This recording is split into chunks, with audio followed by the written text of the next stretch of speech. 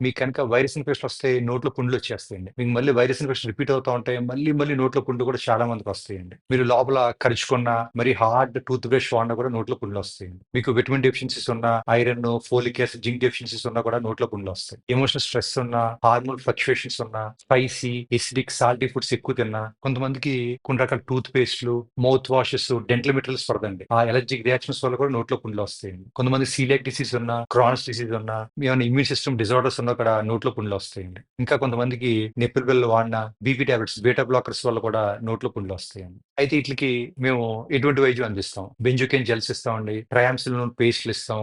Anti microbial mouth washes ఇస్తామండి. మరి నొప్పి ఎక్కువ ఉంటే ఇబుప్రోఫెన్, పారాసిటమాల్ ఇస్తాం.